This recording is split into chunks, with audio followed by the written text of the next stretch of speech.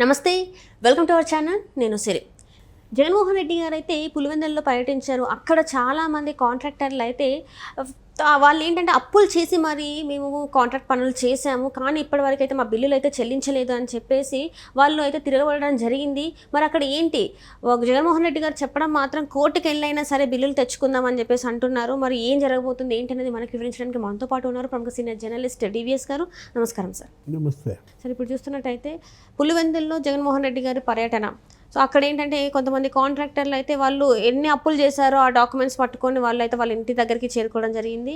అక్కడ ఏంటంటే ఆ కాంట్రాక్టర్లు మేము అప్పులు చేసిన దానికి మా ఆస్తులు అమ్మినా కూడా ఇప్పుడు అది కట్టలేని పరిస్థితుల్లో ఉన్నాం, మాకు మా బిల్లులు చెల్లిస్తారా లేదని చెప్పి అడగడం జరిగింది. అయితే జగన్మోహన్ రెడ్డి గారు మాత్రం కోర్టుకు వెళ్ళైనా సరే మీ బిల్లులు తెచ్చుకుందామని చెప్పేసి చెప్తున్నారు. మరి ఇది సాధ్యమయ్యే పని అంటారు?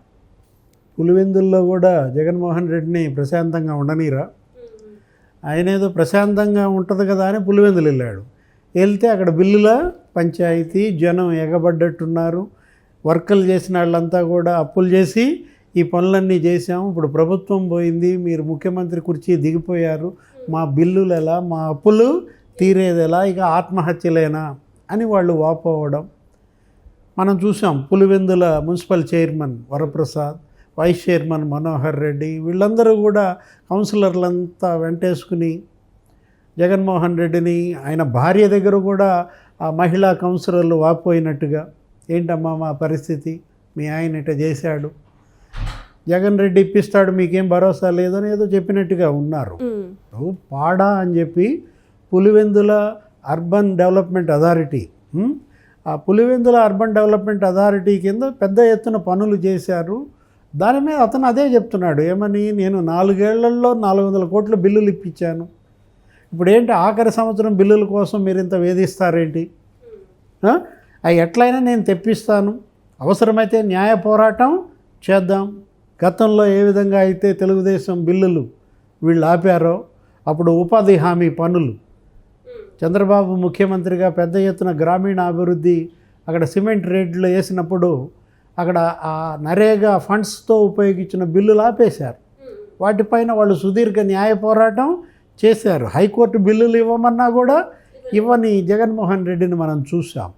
ఇప్పుడు ఏమంటున్నాడు, నేను ఇప్పిస్తాను, వాళ్ళకి నేను ఇచ్చాను బిల్లులు కాబట్టి మీకు కూడా నేను బిల్లులు ఇప్పిస్తాను, నాది షూరిటీ అంటున్నాడు. కానీ వాళ్ళగా ఇచ్చిన హామీ అంతసేపు లేడు పులివెందుల్లో జంప్. ఇలా ఒత్తిడి తట్టుకోలేక ఎక్కడికి వెళ్ళిపోయాడు, భార్య భర్త ఇద్దరు బెంగళూరు యలహంక ప్యాలెస్కి వెళ్ళిపోయారు. తాడేపల్లి ప్యాలెస్లో ఇక్కడ ప్రశాంతత లేదని పులివెందులు వచ్చారు. ఇక్కడ ఉంటే అసెంబ్లీకి పోవాల్సి వస్తుంది, అక్కడ అయ్యన్న పోరు తట్టుకోలేం, ఆయన స్పీకర్ స్థానంలో చూడలేనని చెప్పి ఎక్కడ పోయాడు, పులివెందుల్లో బిల్లుల పంచాయతీ, వాళ్ళంతా ముట్టడి, నీకు అద్దాలు పగలగొట్టి నిలదీసిన పరిస్థితుల్లో అతను అక్కడి నుంచి కూడా ఇప్పుడు ఎక్కడికి, బెంగళూరు పారిపోయిన పరిస్థితి. ఎంతమందిని తట్టుకుని, ఎంతమంది ఎంటబడుతుంటే పారిపోతే ఎట్లా, పారిపోయేవాడు నాయకుడు ఎలా అవుతాడు, ధైర్యంగా నిలబడాలి. నిన్న వాళ్ళతో కూడా చెప్పాడంట, ధైర్యంగా ఉండండి, మీకు అండగా నేనుంటాను. ముందు నువ్వు ధైర్యంగా ఉంటే కదా, అసలు నీలోనే ధైర్యం సడలినప్పుడు పదే పదే నాకు వయసు ఉంది, నాకు సత్తువ ఉంది, నేను నడుస్తాను అని నువ్వు అన్నా వాళ్ళల్లో నమ్మకం పోయింది, నీ పట్ల విశ్వాసం సన్నగిల్లింది. నువ్వు ఎంత శక్తిమంతుడివో, నీకెంత సత్తు ఉందో మొన్న ఎన్నికల ప్రచారంలోనే తేలిపోయింది. ఏసీలకు అలవాటు పడ్డావు, విలాస జీవితానికి అలవాటు పడ్డావు, 500 కోట్ల భవంతిలో తప్ప నువ్వు ఉండని పరిస్థితి, 40 కోట్ల బాత్ టబ్లో తప్ప నువ్వు స్నానం పరిస్థితి. ఇలాంటి విలాస పురుషుడు ఇంకా నువ్వు కష్టపడతాను, మీకోసం నిలబడతాను అంటే వాళ్ళు నమ్ముతారా? వాళ్ళ జగన్మోహన్ రెడ్డి భవిష్యత్ అంధకారంగా మారుతారు. ఇవాళ ఆయన పార్టీని నడుపుతాడా లేదా, ఎవరి దారి వాళ్ళు చూసుకునే ప్రయత్నాల్లో ఎమ్మెల్యేలు ఎంపీలు ఉన్నారు. ఎంపీలు కూడా బీజేపీతో మాట్లాడేసుకున్నారు అని చెప్పి ఆదినారాయణ రెడ్డే చెప్పాడు. అవినాష్ రెడ్డి తప్ప ఎంపీలంతా గంపగొత్తగా బీజేపీలో చేరిపోతున్నట్టు, ఇక్కడ కూడా అసెంబ్లీలో కూడా ఇతను ఇంకా అసెంబ్లీకి వెళ్ళడం అనేది ద్రోవపడిపోయింది. ఎందుకని, జగన్మోహన్ రెడ్డి అసెంబ్లీకి వెళ్ళేవాడైతే రెండో రోజు ఎగ్గొట్టడు. అయ్యన్న పాత్రుడిని చూస్తే ఇతనికి దడుపు జ్వరం వస్తున్నట్టుంది. స్పీకర్ స్థానంలో అయ్యన్న పాత్రుడిని చూడటానికి కూడా జగన్మోహన్ రెడ్డి సిద్ధంగా లేడు. ఎందుకంటే స్పీకర్ ఎన్నిక, స్పీకర్ బాధ్యతల స్వీకారంలో వీళ్ళు బాయ్కాట్ చేశారు. రెండో రోజు సభ ఎగ్గొట్టారు.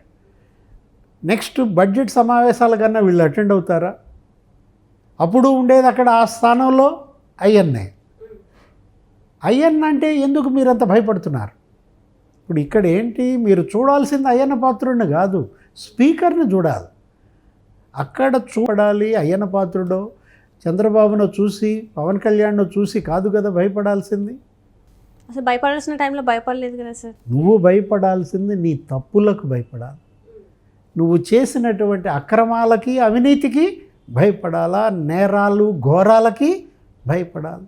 నేను ఇన్ని నేరాలు చేశాను, ఇన్ని ఘోరాలకి పాల్పడ్డాను, శిరోముండనాలు, సజీవ దహనాలు, గ్రామ బహిష్కారాలు, తోటల నరికివేతలు, మున్నెన్నడూ చూడలేదంతా. పెద్ద ఎత్తున విధ్వంసం, ప్రజావేదిక కూల్చివేత దగ్గర నుంచి తెలుగుదేశం జనసేన భవనాలు కూల్చివేశారు. ఇప్పటంలో 52 ఇళ్ళు కూల్చేశారు. అయ్యన్న పాత్రుడు ప్రహరీ కూడా కూల్చేశారు. పల్లా శ్రీనివాసరావు షాపింగ్ కాంప్లెక్స్ కూల్చేశారు. Gitam university buildings కూల్చేశారు. ఎంత విధ్వంసం చేశారు. ఈ తప్పులు, ఈ నేరాలు ఇవాళ శాపాలుగా అతనికి వెంటపడుతున్నాయి. అందుకని భయపడుతున్నాడు. తన పార్టీ కార్యాలయాలు ఎక్కడ కూలగొడతారో. ఇప్పుడు ఆల్రెడీ ఒక కార్యాలయం కూలేశారు. ఎక్కడ? తాడేపల్లి బోట్ యార్డ్ ఆక్యుపై చేసి కట్టాడు. అది కూడా ఒక కుట్ర. ఏది, సీడ్ యాక్సెస్ రోడ్డుని బ్రేక్ చేసి అక్కడ నేషనల్ హైవేకి కలపకుండా అమరావతిని నాశనం చేయటం కోసం ఆ ల్యాండ్ ప్యాకెట్ తన పార్టీ కార్యాలయానికి కేటాయించుకుని అక్కడ కట్టాలని చూస్తే అది అమరావతి బృహత్ ప్రణాళిక దెబ్బతింటుంది కాబట్టి దాన్ని కూల్చేశారు. ఈ కూల్చివేతలే ఇవాళ జగన్మోహన్ రెడ్డిని కూల్చేశాయి. అలాంటి పరిస్థితుల్లో ఇప్పుడు ఎక్కడ చూసినా ఇతను ముఖం చాటేసే పరిస్థితి. ఏది, అప్పులాళ్ళు కనుక ఎదురైతే ముఖం చాటేసుకుని వెళ్తున్నట్టుగా కార్యకర్తలు ఎక్కడ నిలదీస్తారు అని ఇతను ముఖం చాటేస్తున్నాడు. నాయకులు ఎక్కడ నిలదీస్తారు అని ఇతను ముఖం చాటేస్తే ఇంకా పార్టీనేమి నడుపుతాడు? మనం చూసాం కేసీఆర్ పరిస్థితి తెలంగాణలో ఏమైందో. పార్లమెంట్ ఎన్నికల్లో నీకు 20% ఓట్లు తగ్గిపోయాయి. అసెంబ్లీ ఎన్నికల్లో సిద్దిపేటలో హరీష్ రావుకి 84,000 మెజార్టీ వచ్చింది. పార్లమెంట్ ఎన్నికల్లో 2800కి పడిపోయింది. సిరిసిల్లలో కేటీఆర్ గెలిచాడు అసెంబ్లీకి, పార్లమెంటుకి బీజేపీకి మెజార్టీ వచ్చింది.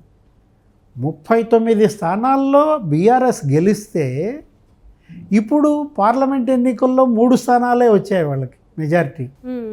24 స్థానాల్లో కాంగ్రెస్, 12 స్థానాల్లో బీజేపీ వచ్చేసిన దీంట్లో అక్కడ బీఆర్ఎస్ నడపలేని పరిస్థితి. కేసీఆర్ అక్కడ కాళ్ళు ఏలాడేసిన పరిస్థితి. రేపొద్దున జగన్మోహన్ రెడ్డి పరిస్థితి కూడా అంతే. మరో 4 నెలలు జగన్మోహన్ రెడ్డి పార్టీని నడుపుతాడా, మూసేస్తాడా అనే దీంట్లో కార్యకర్తలంతా భయపడుతున్నారు. జగన్మోహన్ రెడ్డి చేసిన నేరాలు ఘోరాలు ఇవాళ ఆ పార్టీ కార్యకర్తలకి శాపాలయ్యాయి. ఒకవైపేమో చేసిన పనుల తాలూకు పెండింగ్ బిల్లులు అప్పుల పాలయ్యారు. మరోవైపేమో వీళ్ళంతా జగన్మోహన్ రెడ్డి మరో 30 ఏళ్ళు అధికారంలో ఉంటారన్న ధీమాతో చెలరేగిపోయి తెలుగుదేశం జనసేన వీళ్ళందరిపైన దాడులు దౌర్జన్యాలకి పాల్పడ్డారు. ఇప్పుడు వాళ్ళెక్కడ కక్ష సాధిస్తారో అనే భయం భయం భయం భయం మధ్య ఇవాళ వైసీపీ జగన్మోహన్ రెడ్డి కాలం గడుపుతున్నారు. Right sir, right. Thank you so much. నమస్తే.